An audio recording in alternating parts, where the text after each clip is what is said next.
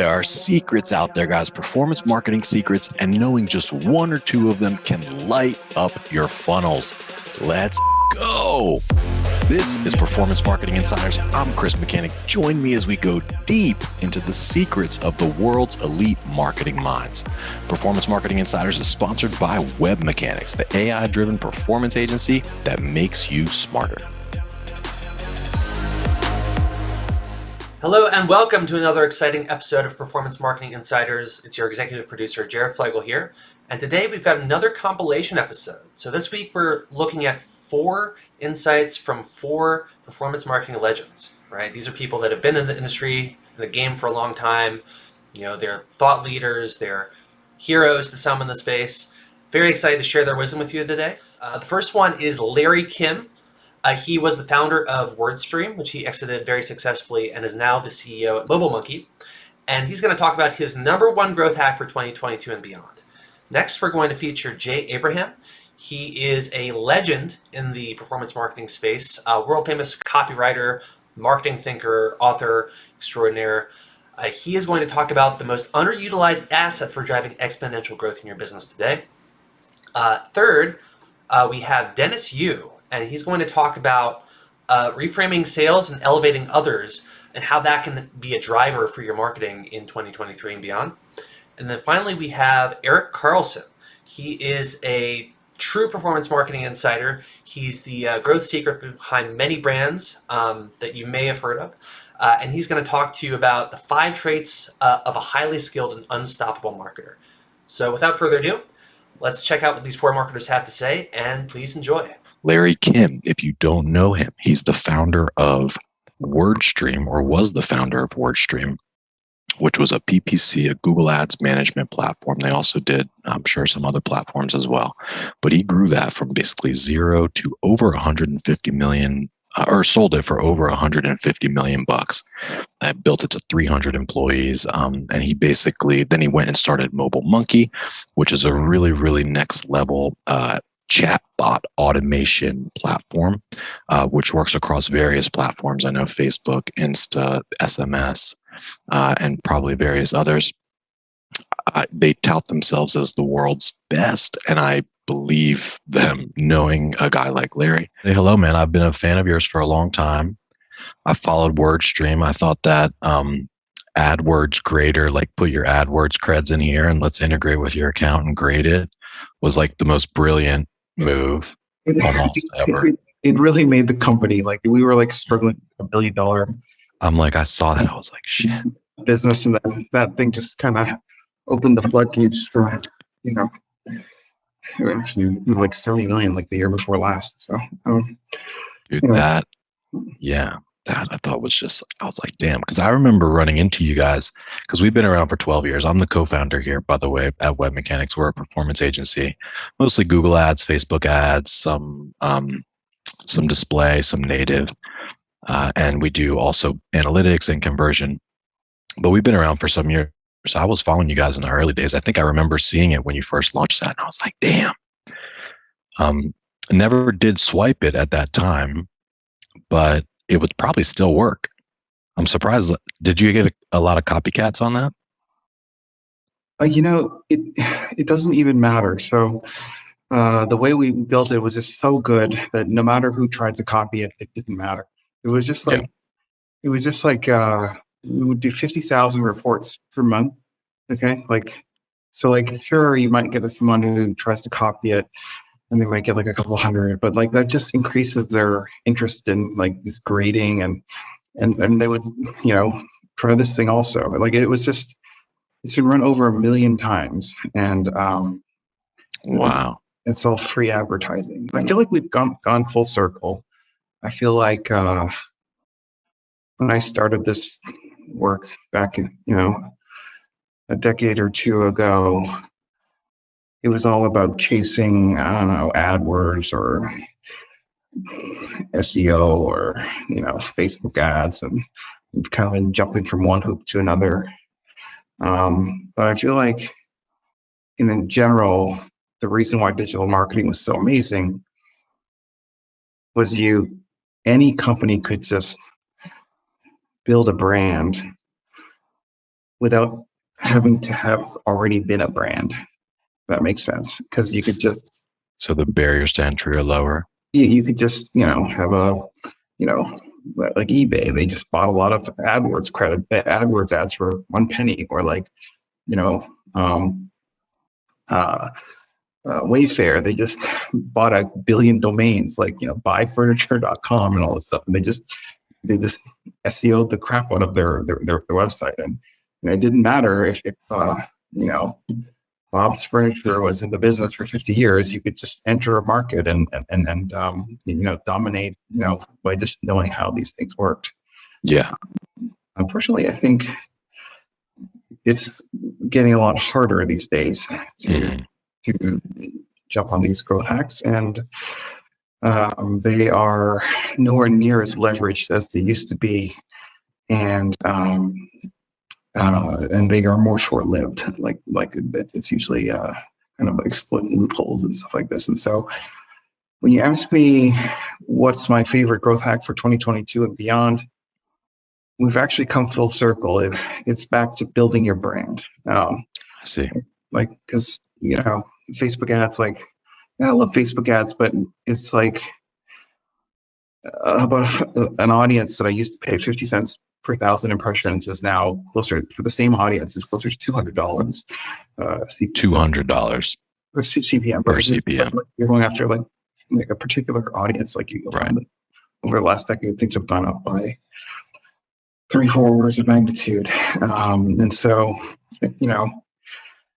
the other challenge is that the organic algorithms for social and search have kind of really been updated so that you can't just pull an eHow. Like, you remember eHow? It was just like a bunch of SEO'd articles, and it was Right.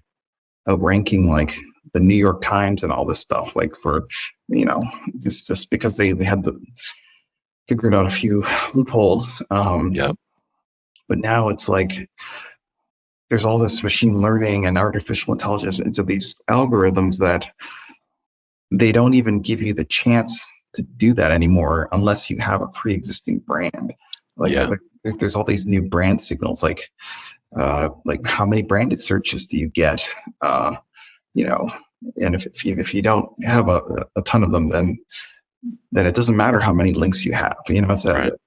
so I think It's gotten a lot harder, basically. so. It's harder to fake it, like it's just like whether it's paid channels, organic channels, they've just gotten so much more competitive and so much more difficult. And so the question is, because you said 2022, how do you what's the growth hack that still works in 2022 and beyond? It has to do with do you know what the most discriminating factor of whether or not someone will click and buy from you is? Do you know what Follower count or engagement rates on a post? It's whether or not they've heard of you before. Mhm. So if they've heard of you, then they're 3 to 5 times more likely to click on your ad, 3 to 5 times more likely to click on your organic listing, 3 to 5 times more likely to open your emails. The email spam, like the email filters all work the same way. Like, if people are opening, then it delivers to inbox. If no one's opening, it delivers to spam. Right. So this kind of like how we've gone full circle. It's like, it's not just that things have gotten so much more competitive. It's that the algorithms have evolved to quantify traditional brand signals as evident, as measured by people's propensity to trust and click and open and buy, and then to reward either paid or organic visibility on those platforms, like paid and organic social, paid and organic search, email marketing. Like, all these channels all leverage algorithms to figure out delivery of the messages. And and so the most leveraged thing that you could ever do to boost not just one of your channels, but every one of your marketing channels, paid and organic across different channels, because they all kind of work the same way these days, would be to build your brand, because those are the people who are most likely to click and buy from you, which then gets kind of amplified in this virtuous cycle through Facebook, Google, and other social and marketing channels, like enormously so. Like this is like not the early 2000s where everyone who blogs, a little bit would get a little piece of the pie. This is more like Powerball, where like, there's one or two really lucky winners per industry, and everyone gets crushed. Yeah. So in terms of like, how do you go about building that brand? I think it has more to do with leveraging creativity than the traditional kind of mechanical loophole finding that we've been historically relying so much on. Like exact match domains or all these little loopholes that everyone's known about. Those are much more diminished, and what's more important is that you leverage creativity to come up with these memorable ideas that stick. And we were just talking earlier about the AdWords grader. Like, right, that's a 1 in a million idea. I mean, what I mean is like anyone could have done it, but no one did it. Okay, right, and right. So this thing, holy moly, like it just tells you like you're in the worst 10% of all the plumbers in the New York area, and you wasted $6,000 on ads. And by the way, the person who's managing your account hasn't logged in 120 days. Like, and things are trending badly. And then we keep sending you a report card like every month to show you how much worse it got. Like, so that's like really anxiety producing, FOMO. It kind of confirms a suspicion, like people don't want to learn a new product for how to manage their AdWords. They just want to know how they're doing. That's like, so we really figured out the psychological fear that every advertiser had, that so and so is wasting all this money, and to the point where 2 years ago when I left WordStream, that was doing over 50,000 report cards per month. And that's all organic. Like if you search for the word AdWords on Google, it will rank for that word. Yeah. So, so this is, so how do you build a brand without having a brand? It's by leveraging like the power of creativity. That piece of software that we built was 3 guys, about 60 days work. And that made more impact than, all of the work combined of the entire marketing team over 12 years. So it's just recognizing that there's an enormous leverage in the power of the idea. And do you have any sense, you probably know, but do you have any sense of what WordStream pulled from that in terms of revenue, in terms of that 3 guys, 60 days of work? Just top line revenue?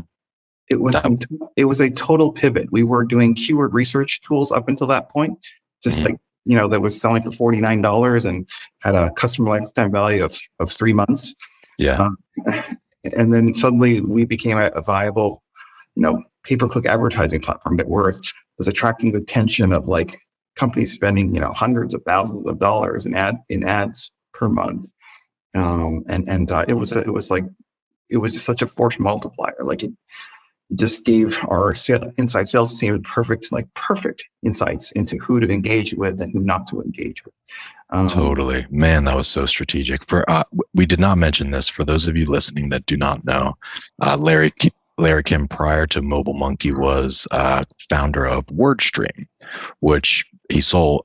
It was in the hundreds of millions of dollars that you exited for, and I know you were spending probably $1 billion a year at one point. But It was a big deal. And it was basically what he's saying is all attributable to this one tool that they built called the AdWords Grader, which you had to integrate with your Google Ads account. And then it spit out not just recommendations, but psychologically derived recommendations, right? That were made them go, oh man, this is urgent. I need to call now. It was so brilliant. So, yeah, just wrapping this up, it's like, what's the biggest growth hack for 2021 and beyond? It's building your brand, and building your brand.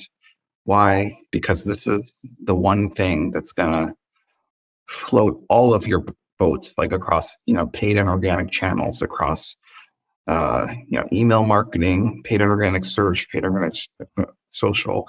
Yeah. All the channels leverage machine learning to determine engagement levels, and engagement levels are functionally determined by brand affinity. Okay. And the second point is just to say, how do you build your brand? And well, it's in recognizing that not all ideas are equal, and that you really need to audition a lot of different, like, wacky ideas, find the unicorn, so the outlier, so like the top 1 or 2% of ideas, which by definition, if you're just randomly guessing like ideas, you would need to try 40 or 50 or 60 different ideas to kind of have a good probability of finding that outlier, and then going all in on that. Yep. So we're going totally off script because this content is so good. Like I mentioned, we're going to just totally flip the script as executive producer, whatever, gavel. So 3 minutes is out the window with this one. But I want to talk about several things really, but just on your last comment about, generating various ideas. You mentioned something that was like, hey, if you're just randomly generating them, then it's this. But if you're doing it strategically, then it's that. What does that process look like for you guys? How are you generating not just random, but actually potentially useful ideas, and then actually testing them in market to see if they work?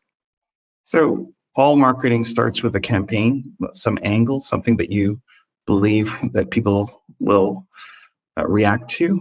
And the problem is every marketer thinks like the definition of whether or not a campaign is good or not is like how much they like it. Okay. Right. But in reality, it's not how much you love your marketing campaigns. It's how people respond to it. Okay. So that's number one, is you have to have this kind of external view of kind of campaign quality, if you will. Less to do with what your personal biases and opinions, and more about how the universe, like a low click-through rate and a low conversion rate, is the universe is telling you that the idea that you are so in love with, like, isn't right thing at all. Yeah. And the second thing is you would so be open to kind of that your ideas aren't as good as you think they are. Okay. Secondly, it's benchmarking. So all, like, we managed tens of thousands of accounts, and that AdWords grader got run over 1 million times. So the average conversion rate, whether you're selling software or retail products or whatever, it's around 2.3% roughly. And if what we find is, like, if you're in the top 10 percentile of an industry, you can actually get those closer to like 5 to 7%. And if you're in the top 3% of the industry, you can get those conversion rates, just like web conversion rates, up to 10-15%. We're super duper excited today. We have with us Jay Abraham. Now, if you're in direct marketing circles, Jay Abraham really needs no introductions. He's widely recognized as one of the most successful and impactful marketing strategists, business innovators, and just entrepreneurs, really, in the entire world. He's a best-selling author of multiple books. He speaks all around the world to captivated audiences. I know you're a big fan of leverage, good leverage. Almost every business has hidden value, hidden assets. Yep. you expounded on this many, many years ago, and probably were the first person to bring up things like relational capital and, other ways to creatively leverage other people's assets and resources in a win-win way. Mm-hmm. I loved your ABCs of how to do other people's money. You were like, here's in Sticking Point Solutions. You were like, here's, the ABCs of things you can leverage. And of course, that was many years ago. What as you're working now with your current clients, what are you seeing as the most frequently underutilized assets? Oh, geez. Well, the most underutilized assets for most people would be, you hit on it. It's probably the realization that there's tons of other people, influencers, media, indirect competitors, complementary providers that already have worked hard and spent a fortune, time, effort, money, creating goodwill, trust to identify and have a very, very tight relationship with the same audience you want.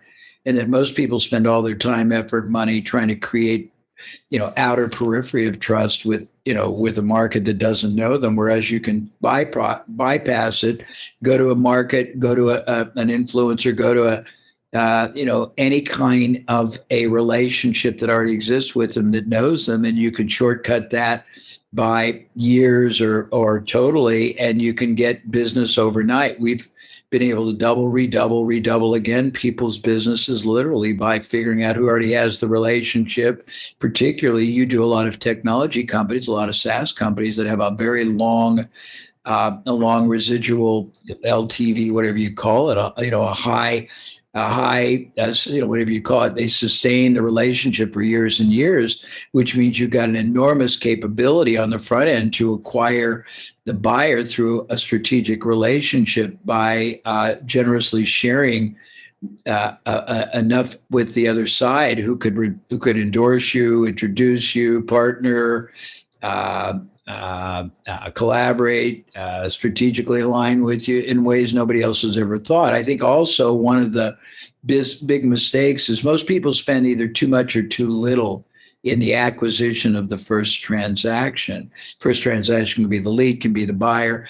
And when you realize that unless you realize what it either is worth to you over forever or what it could be worth by adding some other elements to the sales and the revenue transaction, you can't really optimize it. I create so many things that I forget to talk about. I've got a new concept called revenue system optimization that takes all the up to 61 impact leverage points in a revenue system and systematically questions every way that you do something and how it's doing, looking for incremental improvements in each one that combine to give you geometric improvements. We look at where fixed can be moved to variable or performance-based. We look always who's already got the audience, who had the audience and left a job and has a relationship with everybody that is just going idle, and you could find him or her. They don't have a competitive, a non-compete restrictive covenant from their last job. They've spent years in their job building trust with a decision maker that another company would give their left what to try to reach. And you find these people and you convince them of the value of your product service company. Today, we've got the master of secrets. We've got my guy, a marketing mastermind who's actually in the process. He's on a mission, but also in the process of creating 1 million jobs. He's been featured in New York Times, TechCrunch, CNN, The Economist, on NPR. He's widely published, best-selling author of 2 books, Facebook Nation, which is used by over 700 colleges and universities today. And then just recently printed The Definitive Guide to TikTok Ads with my guy, Perry Marshall. This is the host of the Coach U Show, CTO, CEO, and co-founder of BlitzMetrics. Ladies and gentlemen, Dennis Yu. Welcome, Mr. Chris. Always good to see you. The one and only Mr. Dennis Yu. I love talking to you, man. I love listening to your voice. you're like easily among the top 5 smartest people I know. And you're just like so cool. And your vibe is just like so right. I just like it. Well, when you bring out fried chicken, I'm there. Every time Absolutely. you dangle the fried chicken, you know I'm there. Absolutely, man. Well, welcome to the show. We're super happy to have you. I want to start with like the main soundbite, which is I want you to reveal one of your secrets, just one. I know you have a ton, but I want to hear one secret for the audience. Basically, think about some of your biggest wins, some of the things that had made you most successful. If you were to impart one secret onto the audience, what would it be? Here's one. And let me know if you've ever heard any variation of this, because a lot of people have these secrets. The best way to drive conversions, which is to get people to buy from you, is to never talk about yourself, but only have your clients and friends talk about you. So think about what that means. So most people, they're selling, they're trying to get people on a 15-minute phone call. They got landing pages, all these things that are designed to get people to buy, where it's them, the company, the manufacturer, the agency talking about what they do. But imagine if you had your best customers that were doing this. So, we had the Golden State Warriors as a client for 5.5 years, and we ran their ads, and, a lot of people, I'd be in the office of the CMO, and he'd get 3 phone calls from agencies while I'm there, all trying to hit him up on digital marketing and analytics and building websites and email and marketing automation and all that kind of stuff. And we just laugh at that because those people had zero cred and zero authority. So what I did was, like, one time I was invited to keynote at a conference in Norway. You ever been in Norway? No. Crazy. And this is one of the biggest conferences in Norway where they fill up a stadium. And last year's keynote was Richard Branson. And they said, hey, Dennis, would you like to be the opening keynote this year? I'm thinking, I'm not Richard Branson, but I'm not going to say no to that, right? Yeah. But instead of me speaking, I said, Kenneth, I'd love to come. And I'd love to teach a workshop and all this. But for the opening keynote, I appreciate the invite, but I'd like to invite the head of marketing for the Golden State Warriors to be your keynote, because I think that would be way more powerful. Right? But I'll still come teach a workshop. I'll still do all these other pieces. And so the Golden State Warriors came and taught, had the opening keynote and talked all about how they turned $1 million of ad spend into $38 million of Ticketmaster provable ticket revenue, and grew the email list and sold more merchandise and did all these great things. And I felt like the whole thing was an infomercial promoting us, promoting what we did. But that's not how the audience perceived it, because it was the Warriors talking about what they did, logging in to their Google Analytics, logging into their Facebook ad account, logging in and showing all the ads, showing exactly the performance, showing conversion, showing spend, showing how many tickets were being sold. So why is that more powerful than me giving a presentation on, well, this is the 6-step process that we use to set up ad campaigns and drive sales and optimize? Why is that? It's obvious. It's obvious why it's more powerful, because third-party credibility, right? So if I tell you how awesome I am, it's less believable than if you say how awesome I am. If I talk about how awesome I am, but why is nobody else doing this? So 3 questions, basically. And they don't know any better. Why is nobody else doing it? Yeah. How do we do it? Really just those 2. Yeah. How come nobody? I mean, because it seems obvious now that you say it, but it seems actually quite insightful because nobody's doing it. Everybody's selling themselves, right? There's 2 reasons. One is that the inertia of selling usually translates to a model of, account reps, sales reps, people that set up meetings, appointment setters, BD, whatever you want to call it, this whole function around sales. And so salespeople have quotas and they get commissions, and they're trying to line up as many calls as they can that turn into leads, that turn into, closed one, whatever Salesforce level, marketing qualified, sales qualified, all the way through until you have a deal, you have an LTV, and then it moves over into inside sales. Like there's, that like the whole process. And so that machine just operates the way it's always operated without realizing in the last 5 years, 10 years, the world of digital has completely flipped things. to be based on word of mouth, where you can Google a company. 80% of, I saw this stat, 80% of people, by the time people, how does it, 80% of people, by the time they've gone to a company's website, they've already decided to buy. Yeah. So all the research is done outside of your own channels. So that means word of mouth is super powerful, which is why TikTok's so powerful, because you can boost other people's posts. So number one, right, reason why people keep doing this the wrong way and talking about themselves is because the sales channels haven't evolved to incorporate word of mouth and referrals and reviews. Right. High-powered, I don't want to call them testimonials because that's also bogus too. Wow, Dennis, you're blowing my mind right now. Literally blowing my mind. I have chills a little bit because you hire even a smart, like, chief sales officer, chief revenue officer. Yeah. They're going to come and install that traditional, BDRs, set appointments, and pass it off. Yeah. They would never think to go after a strategy like this, probably because it's just so different, and probably because they don't know how. Yeah.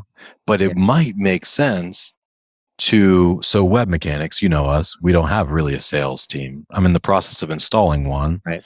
Because we'll need one, to continue scaling. But maybe instead of doing it the old way, maybe we set up a sales team in the new way. So instead of BDRs that set cold appointments, maybe those BDRs do something else. I don't know. But so let's go to the how. So for anybody listening right now that has a sales team or runs a sales team, how could they maybe not transform the entire thing, but how could they tap into this a little bit more? This idea of getting your customers to sell for you. Let me give you a super powerful, valuable nugget. And this is when we sat down and ate fried chicken with your head of marketing. Yeah. And he was doing cold calling and very clever in the way that he was doing it. And that's this: never have anyone in sales with sales in their title. Of course, in any company, if you have under 100 people, everyone's in sales, right?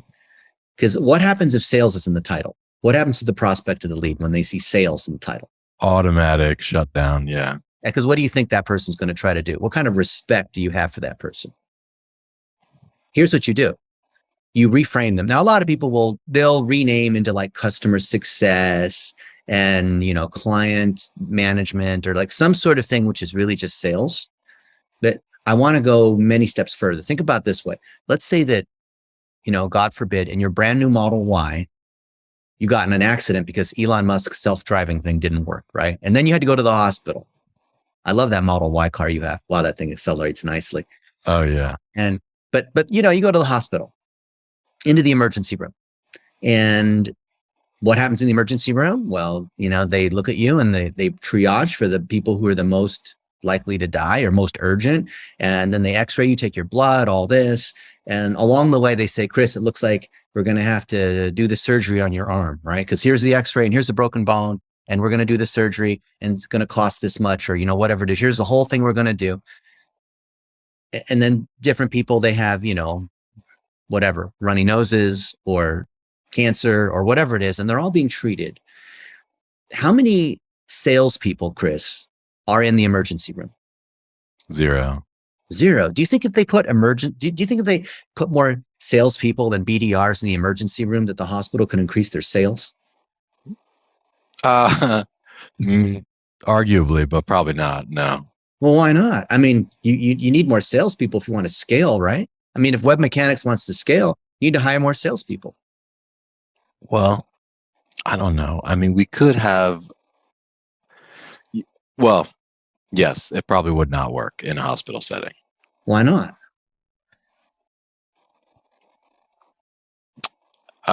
Because it's an urgent need, like if I have my arm broken, I want that fixed. I may not be interested in the upsell or the cross sell, or the insurance package or the extra insurance package. But let's say it's something really critical, like you had this head injury or, you had a heart attack or something. Would you be shopping around for other heart surgeons and see who could give you the hey, you know what? The hospital across the street, they're offering heart surgery for half off if I buy by tomorrow. Would you like to go to that place? No, definitely not. But you know what? But if you buy the heart surgery, they'll give you a liver transplant for half off. How about that? No? No, no, So thanks. everyone in sales knows the BANT model, right? Budget, authority, need, timing.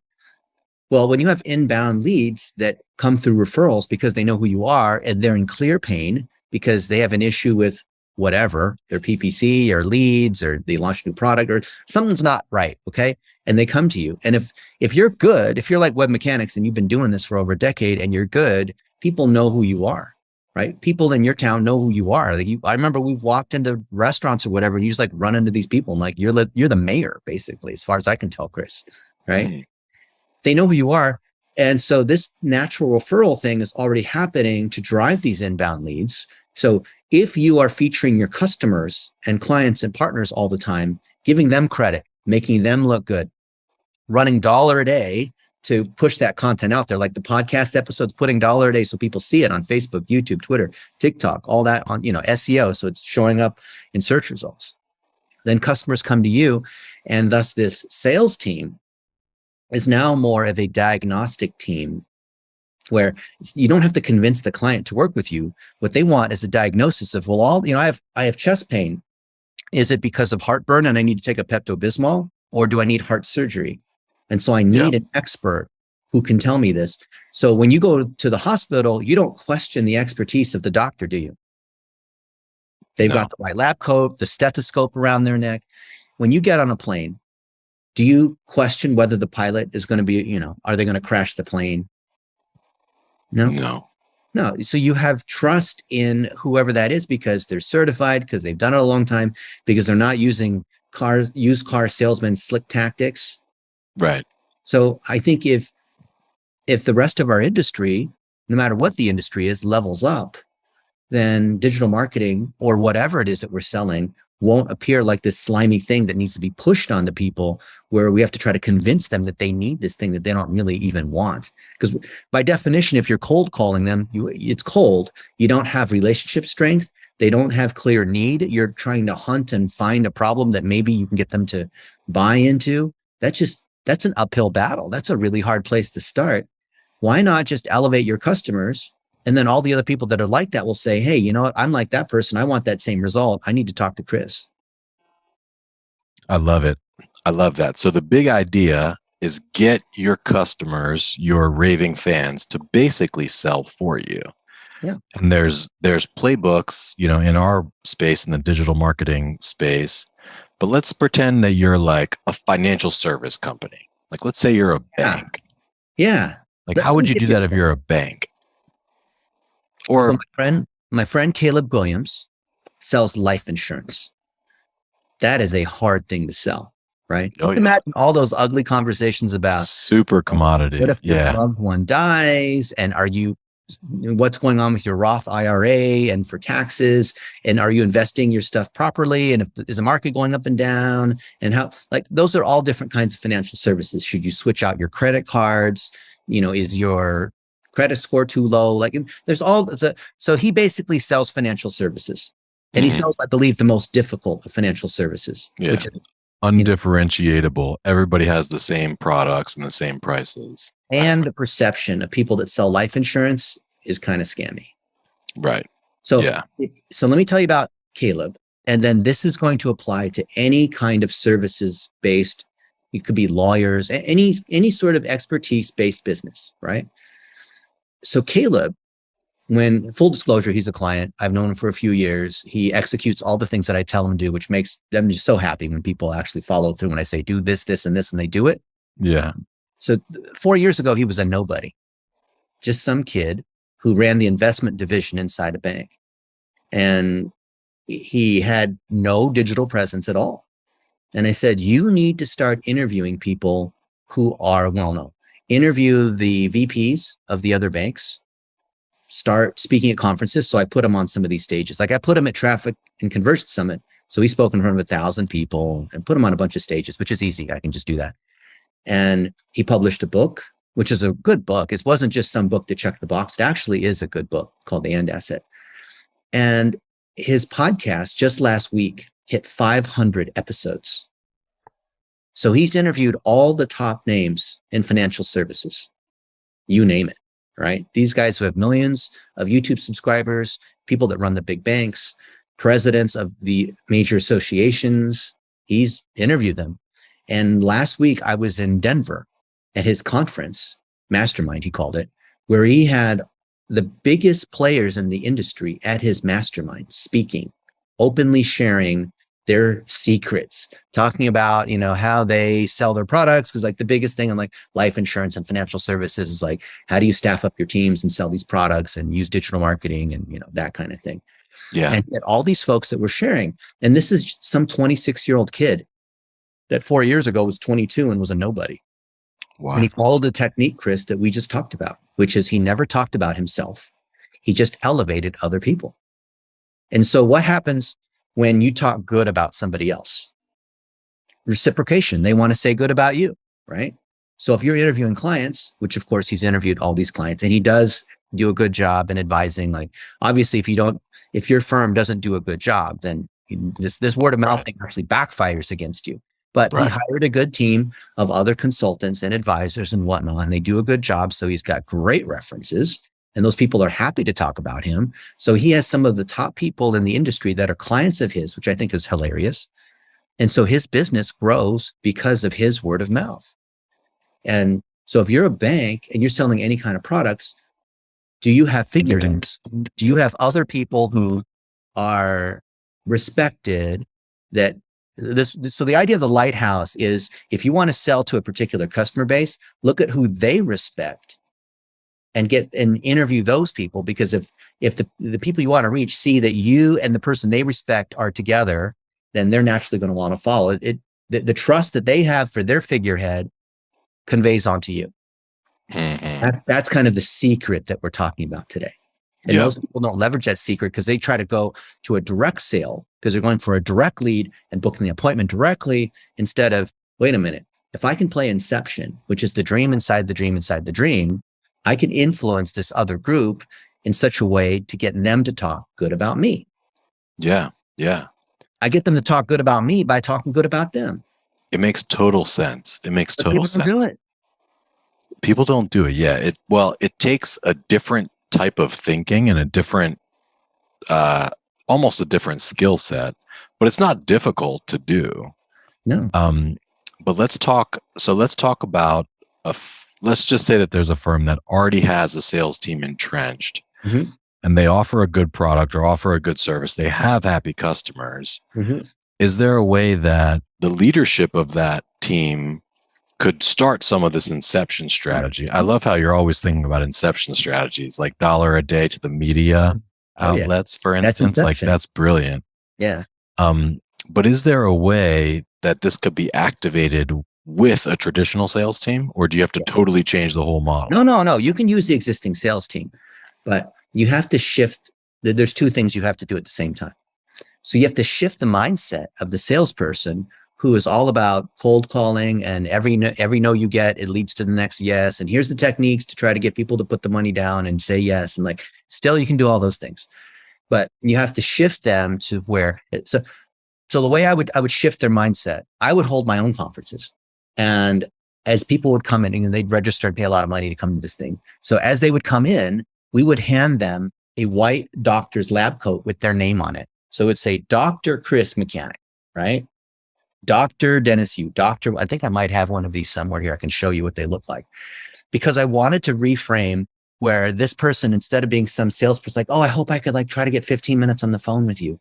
I wanted to reframe it to where this person felt like an expert and they had enough expertise to be able to say things that were interesting. We built their personal brand and pimped out their LinkedIn, built websites for each of them, put a Twitter out there, tried to build up their public figure just a little bit. They're not trying to become Gary Vaynerchuk, but just trying to put a little bit out there.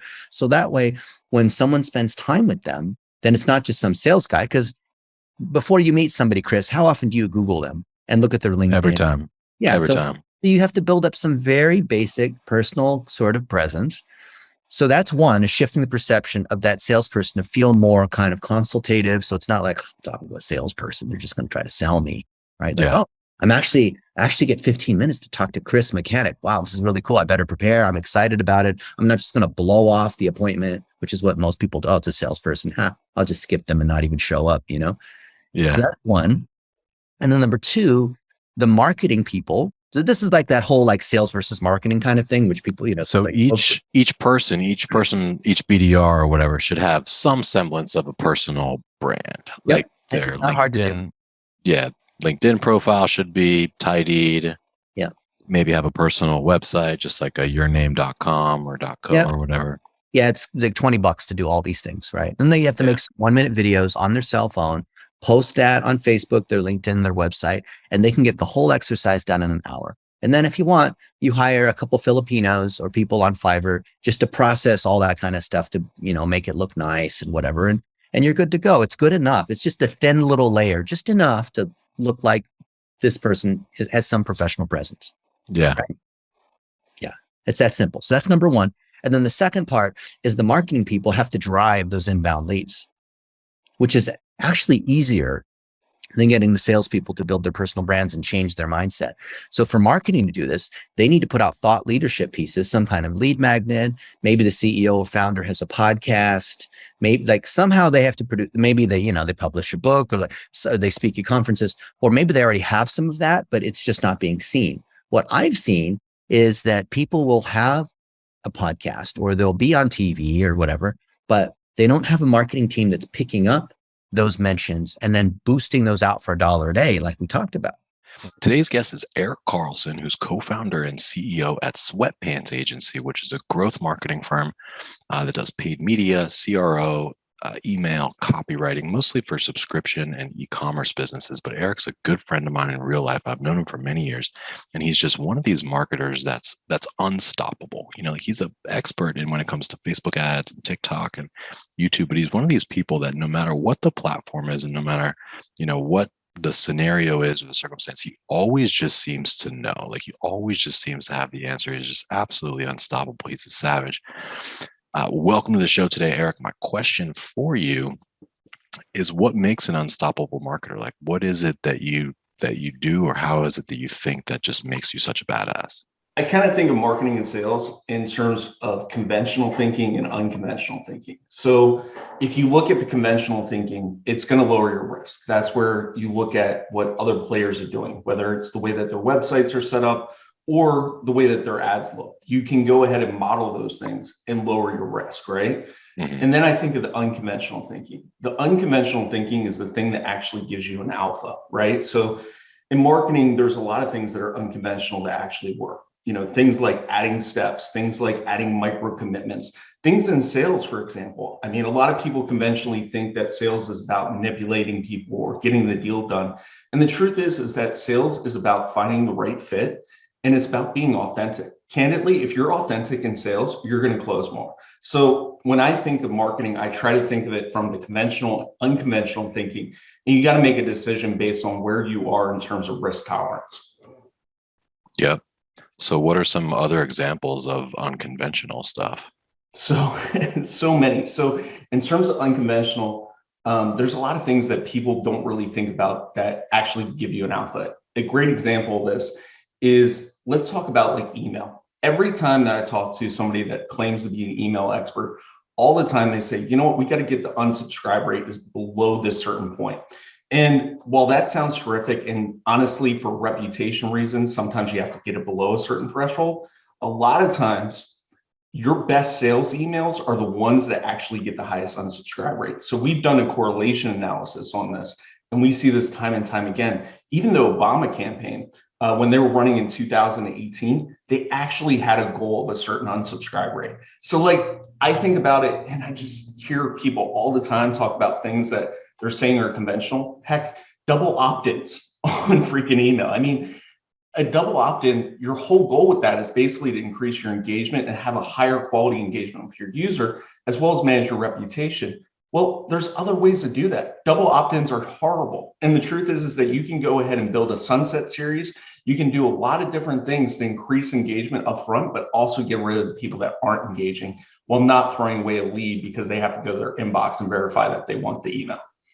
Wow. You just blew my mind, man. I'm curious. Mm-hmm. When you approach a new client or a new project, are you thinking, hey, what's the ratio? Like, do you think like a portfolio manager, like what's the ratio of conventional safe stuff that will probably like work versus unconventional? So a lot of times we'll start with the conventional thinking because it lowers risk and it builds a better baseline. So if somebody has a brand new brand, for example, as an example, and we could talk about somebody that already has a brand too, but if they're a brand new brand, kind of the way that I approach it is a lot of times I'll look at what's out there in the market and who's advertising, right? So what I like to do, let's say you're an e-com brand, I would look for people that are in the same space as you that are advertising. And there's tools to see people that are advertising, whether it's the Facebook ads tool, or you can look at like Big Spy and see how long somebody's been advertising. A bonus to this is that if you can find somebody that's advertising and bootstrap, absolutely amazing. And a way to do that too is, I mean, you can go to Crunchbase and see who's raising money and who's not, right? And so if you can find the bootstrap ones that are advertising and doing for a while, you can look for the patterns across the board, right? You can say, okay, these are the ad styles that they're doing. These are the formulas that they're doing in their ads, as well as like, you know, let's say on the homepage of the e-commerce brand, you know, they have a certain type of image in the hero banner, maybe a flat lay, maybe it's people. Then you might see that every one of them has a credibility badge in terms of like press and all this. And you can dive into these patterns and you're basically looking like, okay, do all three of these have this? Do two of these have it? And there's so many examples, and you basically use that as a shortcut to your success, right? Because up front, what we're really trying to do is get a baseline that we can then beat, right? And in terms of the unconventional, I mean, that's as soon as you have that base, that's going to basically pay for, you know, profitability, pay for agency, pay for ads, pay for all those things. And then you have the ability to go and do something crazy. Or even if you're close, it might be time to do something crazy, right? I think some of the best marketers have a little bit of nuts in them. And so like, you know, there's so many examples of that. I mean, we talked a little bit about extending like funnels. Like with Honey Killer, we added this quiz that, you know, everybody's like, why would you add a quiz to this? Well, this quiz that people go through gives them concept to use. So it asks, you know, can you keep a secret? How much you like true crime? All this other stuff. Who are you going to play with? And it gets them thinking about playing the game as well as gets better understanding what it is. And that particular funnel, when we introduced it, it doubled conversion overnight, right? And like, people don't think that way. Like when you tell people to add steps to a marketing funnel, they say, oh no, you got to get rid of the friction. Let's make this frictionless. Let's get rid of this. And like almost all the smart marketers I know, like we secretly know, like you can build forms that are a little bit longer and sometimes get better completion rates. We know that we can do things that sometimes lower advertising, like advertorials. We know that we can do things like articles. We also look at data rather than, you know, just take things blindly, like the double opt out or, you know, the unsubscribe rate. There's just so many things that you can get alpha by just being a little bit crazy. Yeah, I like that. I'll use that. I'll just be like, hey team, everybody, let's just be a little bit crazy today. But I do say that actually to clients, like as we're signing on, just to make sure that it's a good fit, is I tell them, hey, sometimes we're going to suggest things that may sound crazy. And we really hope and expect that you are, you know, willing to let us do those things. That's why I like you, Chris. You're a little nuts. I am a little nuts, man. I'm all about those unconventional things. And like, you know, messenger ads, I think there's a lot of room to be like clever and unconventional there. Hi, Papa. I'm recording a podcast. What you need? We recently hired a media buyer who's a savage, and he was telling us stories about basically, I forget the vertical, something about maybe car insurance or something. But he was saying he was getting long form leads, like 17 different form fields, including like VIN numbers for like less than $10. It's incredible. Yeah. On TikTok, that was. The finance is actually a real thing on TikTok. Like, I don't know if people really realize it, but like there's people making finance entertaining on TikTok all day long. And like, there's so many advertisers on there. Plus the CPMs, like if you have a really good ad, you can get like $2 CPM. And that's a wrap. Thanks for joining us today. For show notes and other episodes, visit us at performancemarketinginsiders.com. This podcast is sponsored by WebMechanics, the performance agency that makes you smarter, offering AI-driven search, paid social, analytics, and conversion rate optimization for financial services, health, B2B, and SaaS brands that know. Hey guys, exclusive for listeners of this podcast, you can get a performance marketing assessment for free. And this isn't some cookie cutter automated report. It lays out detailed, specific things you can do right now to unlock limitless growth and nirvana level personal satisfaction. To claim your free assessment, just go to performancemarketinginsiders.com/audit and you'll have your customer report within just a few days.